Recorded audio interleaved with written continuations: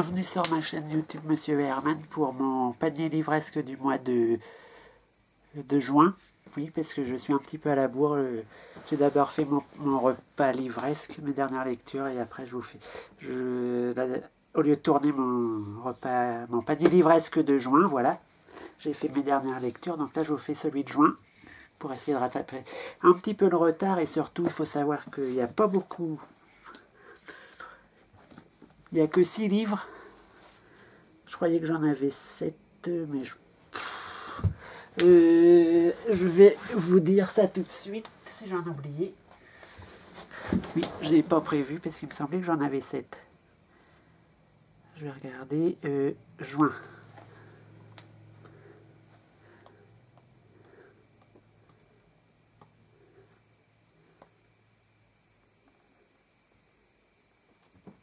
Oui, bien sûr.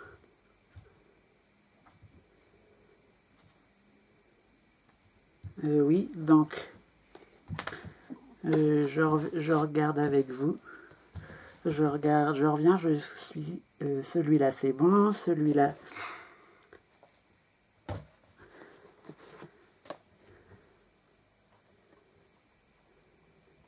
Non, il y en a 6, c'est bon.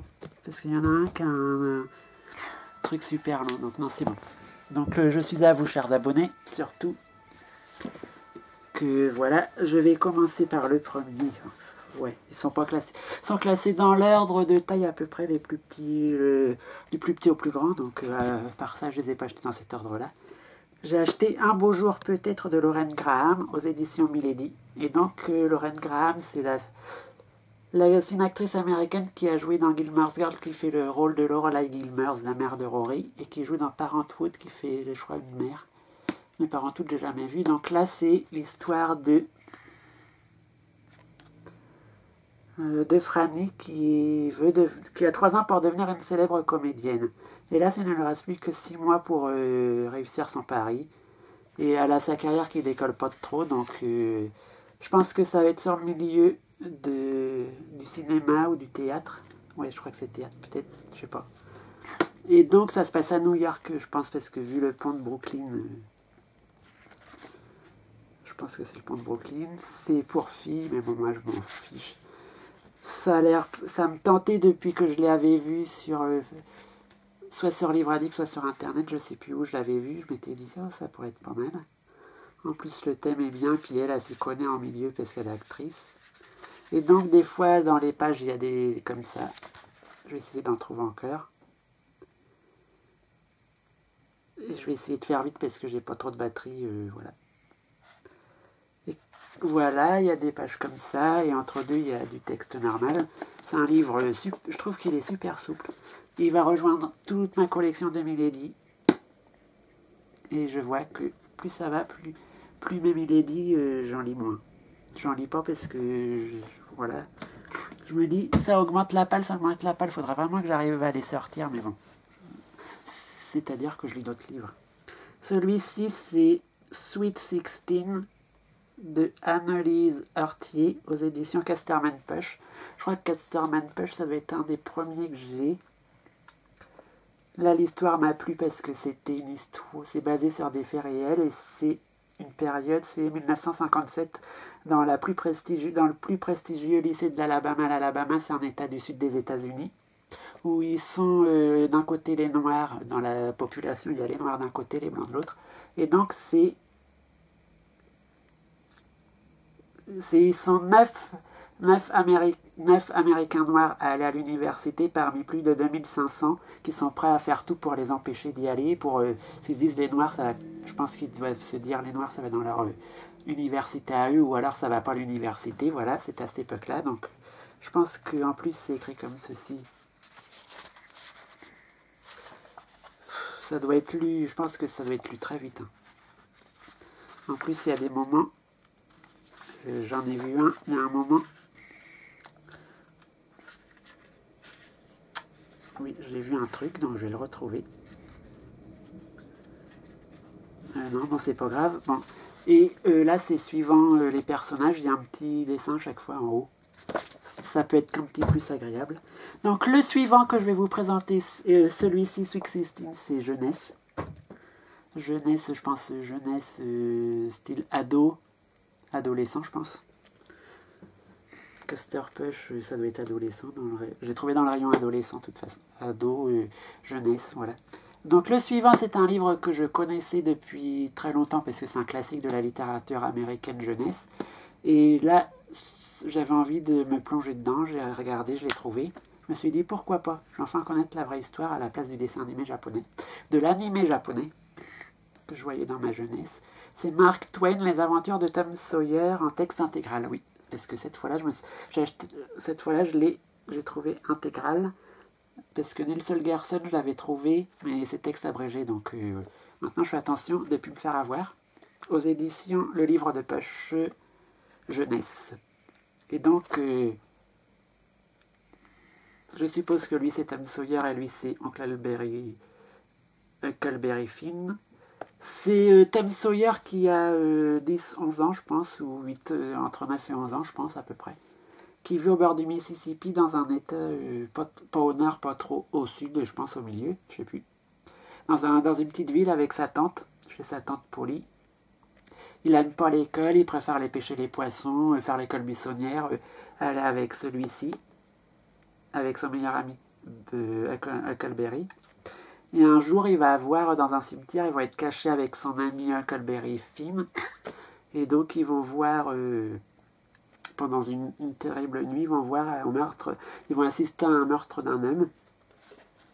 Et donc, par rapport, qu'est-ce que je peux en dire plus par rapport au résumé? Il n'y a pas grand-chose à dire parce que je me réfère surtout à la série télé, mais bon, à l'animé japonais, mais bon, c'est écrit comme ça dedans. Je pense que ça a l'air, si ça a l'air passionnant, si j'ai envie de le lire, c'est comme ceci. Non, il n'y a pas d'illustration. Oui, il y a des... Oui, certes, que je retrouve. Par exemple, là, il y a des illustrations, des fois, je n'avais pas fait attention. Et donc, je pense qu'il sera lu assez vite, mais il faut encore que j'arrive à le sortir de ma grande, immense, gigantesque pile à lire. Alors, le suivant, le 4e, alors là, si je vous parle de ce livre, oui. Bon, là, j'ai essuyé mes lunettes parce que je ne vois pas. Donc là, si je vous parle de celui-ci, c'est parce que j'étais obligé de l'acheter. Ça fait depuis 4-5 ans, même 6 ans, je sais plus, ça fait très longtemps depuis que j'étais sur Internet. Depuis que c'est quand je tenais mon blog sur Skyblog, je crois que je l'avais décidé de l'acheter, parce que, je vais déjà vous expliquer, c'est Christopher et Sherwood, Adieu à Berlin, les cahiers rouges chez Grasset, enfin voilà, comme ceci, la couverture, ça fait un peu trop sérieux, façon un peu ancienne, années 50, enfin 60, 70, 80, ça fait années, voilà. Ça fait pas très moderne, mais c'est un livre qui a été publié il y a très longtemps, je pense. C'est un livre qui date qui a été publié en 1939. Et en édition Fontaine 1946. En français, donc c'est un qui date d'avant la Première Guerre mondiale, donc c'est pour ça qu'ils auraient pu moderniser la couverture, parce que rouge, tout ça. Alors celui-ci, Adieu à Berlin, a toute une histoire, c'est parce que c'est le livre, celui-ci, c'est le livre d'où est tiré ce film. Toutoum, toutoum, cabaret de Lisa Minnelli. Toutoum, toutoum. Et donc, j'ai acheté le DVD que j'ai regardé, j'ai adoré. C'est pas un coup de cœur absolu, mais c'est un super film. Donc j'ai voulu acheter le livre pour quand j'ai su que Cabaret avait été adapté de Adieu à Berlin, je me suis dit je vais acheter ça. Ça se passe en 1931 ou 32, je sais plus. Juste avant qu'Hitler arrive au pouvoir, en janvier 1933, à Berlin. Et donc c'est un jeune Anglais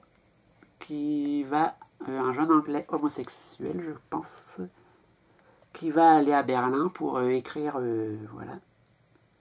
Il a une chambre déjà chez Fräulein Schröder. Et donc après, il donne des cours d'anglais, je crois. Il écrit aussi, il me semble. Et le soir, il va dans un cabaret. Il rencontre Sally Bowles. Et donc, après, il devient ami avec elle. Il devient ami avec d'autres personnes. Voilà. Et donc, je pense que c'est un peu inspiré de la vie de Christopher Isherwood, parce qu'il me semble qu'il avait été à Berlin au début des années 30. Donc, voilà. Et donc, on va voir tout ça, voilà. C'est pour savoir comment ça a dû à Berlin, ça a rapport avec Berlin, qui était une ville joyeuse, on faisait la fête, les juifs étaient bien, enfin, tout. Avant qu'Hitler arrive, et que ça a été l'enfer à Berlin. Donc, je pense que c'est bien, on verra la vie de bohème de cette personne. Le monde du cabaret, les homosexuels, la vie à Berlin, enfin, ça a l'air d'être super génial.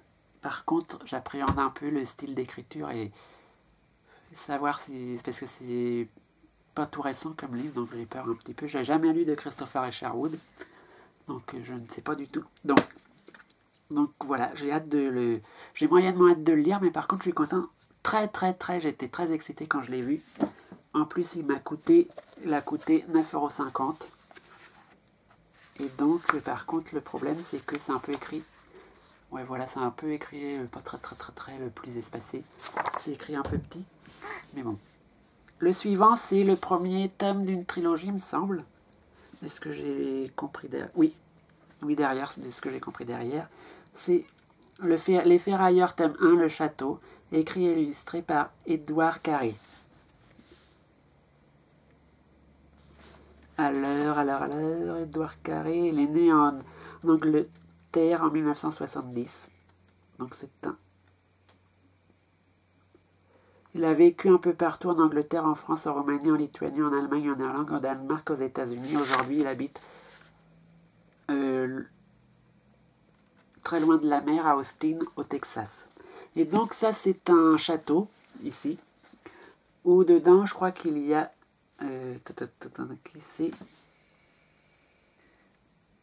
où il y a Claude, ça s'écrit C-L-O-D, qui a le pouvoir de parler de ressentir les pensées.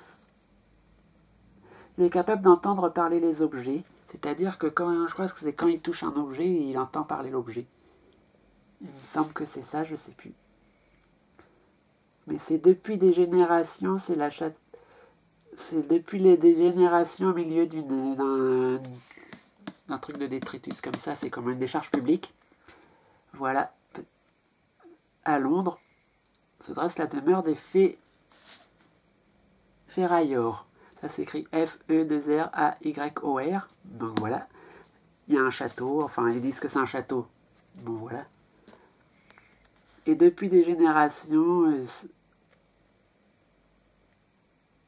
se voit attribuer un objet en particulier qui le suivra toute sa vie. Et je crois que Claude y reçoit une poignée de porte.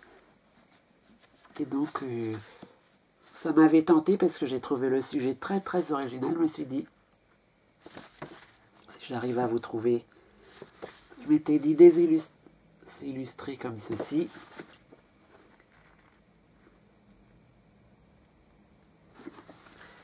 Comme ceci. Je vais vous faire voir la page du début où il y a... Oui, je viens de retrouver un truc, mais c'est pas grave. Le château, toute la coupe du château, je trouve ça intéressant. Un marque-page qui pour moi, j'adore quand il y a des marque-pages en rapport avec les livres en plus. Et donc ils disent que Édouard Carré a écrit ce bouquin, et que ce bouquin ou l'auteur, je sais pas si parce que j'ai pas lu d'œuvre de lui, donc je peux pas savoir si c'est que sur cette série ou si c'est sur d'autres, mais ils disent que c'est un mélange de Charles Dickens et de Tim Burton's l'histoire. Donc ça peut être très bien aux éditions Grasset, bien sûr, en grand format. Espérons que ça arrive en petit. En plus, je trouve la couverture assez jolie. À l'intérieur, il y a des très belles... Je trouve ça très joli. Les couleurs sont un peu sombres pour dire de la ferraille et tout ça, de la décharge. Donc voilà. Et le dernier livre, ça va intéresser je sais même pas si ça va intéresser quelqu'un, à part moi. Mais je vous le présente quand même, puisque c'est un livre que j'ai acheté, que j'ai lu en partie, voilà. C'est « Avec les nuls, tout devient facile. Comprendre l'autisme pour les nuls » de Stéphane M. Scheur, Linda G. Rastelli, adapté par Joseph Skovanec et Caroline Glorion. Pourquoi j'ai pris ce livre-là? Parce que je cherchais un livre qui expliquait l'autisme, et plus particulièrement le syndrome d'Asperger. Je voulais savoir de ce que c'était, machin, voilà, comment on vit avec, ce qu'il faut faire pour se calmer de l'Asperger, quand on a des accès de colère et tout, les symptômes, enfin voilà, je voulais savoir comment vivre, d'où ça venait, pourquoi il y a ça, voilà, je voulais en savoir un peu plus, parce que le livre que j'avais trouvé avant qui parlait d'autisme Asperger, c'était plus ce témoignage d'une personne, donc ça expliquait pas trop façon médicale. Mais là, c'est bien expliqué, je m'y reconnais. En plus, syndrome Asperger, c'est tout à fait moi. Sur cette maladie, c'est tout à fait moi. Donc, quand j'ai lu la partie où c'était Asperger, je me suis dit « Ah, c'est moi, c'est moi, c'est moi » à chaque page. J'ai enfin trouvé. Et c'est mon premier livre aussi que j'ai pour les nuls. Je me dis que là, c'est trop bien. Mais par contre, les livres comme ça pour les nuls, il faut déjà savoir lire. Parce que c'est très... La façon que c'est fait, on a l'impression de manuel scolaire, un peu.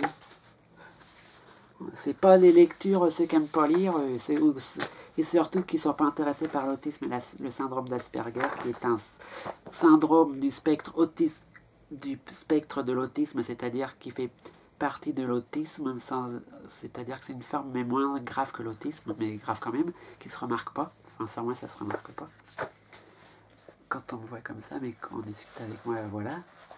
Et donc, c'est écrit comme ça. Il y a plein de pages, il y a plein de trucs que j'ai pas lus. Parce que quand j'ai vu, je fais autisme, ça m'intéressait pas. Voilà. Il y a des trucs que ça parle de... C'est souvent aussi la partie que j'ai lue, ça parlait plus sur les enfants, mais je me suis reconnu dedans parce que le syndrome, tu l'as de la naissance, de quand tu es dans le ventre de ta mère. Quand tu te formes dans le ventre de ta mère jusqu'à... Ça vient de là. Ça vient de quand tu es dans le ventre de ta mère en train de te former. Ton cerveau reçoit trop de parts masculines, enfin d'hormones masculines, je crois, un truc comme ça. Il est trop masculin, ton cerveau, et puis il réfléchit pas pareil, donc j'ai voulu savoir. Par contre, celui-ci a un format assez spécial, et qu'est-ce qui pèse lourd? Et je pense que celui-ci ne sera pas le livre préféré. Si vous voyez ce livre-là, je le recommande à personne, sauf s'il l'Asperger. Et comme je n'en connais pas, je ne le recommande pas. Je l'aurais bien offert aux gens pour qu'ils comprennent un peu ma maladie, qu'ils sachent mieux, mais là, je pense que déjà le prix, c'est pas donné non plus, comme ça, c'est combien? 22,95 €, mais comme j'en voulais un absolument pour moi, et que ma famille, je pense que ça va ma mère a voulu lire un peu, je pense, pour en connaître plus aussi. Parce que ça fait que 2014, je crois, ou 2013 que j'ai été diagnostiqué par mon médecin. Et donc, si j'arrive à vous faire tout ce que j'ai eu tout ça. Oh, comme ça, on va faire comme ça, c'est mieux. J'ai eu que 6 livres. Parce que j'avais pas les moyens d'en dépenser plus, puis j'étais un peu en panne de lecture, j'ai d'autres activités à côté, donc j'avais pas trop envie. Donc 6 livres, ce panier livresque du mois de juin 2014 est terminé. On se donne rendez-vous sûrement pour peut-être mes prochaines lectures terminées, si j'arrive à en terminer, soit plus spécialement, on se donnera rendez-vous pour l'ouverture de mon colis que je dois recevoir. J'ai commandé quelque chose sur Amazon, d'Amazon. Je me suis commandé quelque chose, donc soit je vous fais l'ouverture du colis, soit on se retrouve pour le mois de juillet 2014, pour le panier livresque de juillet 2014. Donc cette vidéo est terminée, je vous dis à la plus, vous pouvez commenter, liker, mettre un pouce si vous n'aimez pas comme ça. Vous pouvez partager la vidéo, la regarder, bien sûr, ça serait bien. Vous abonner à la chaîne, c'est gratuit, ça ne mange pas de pain. Donc merci, au revoir.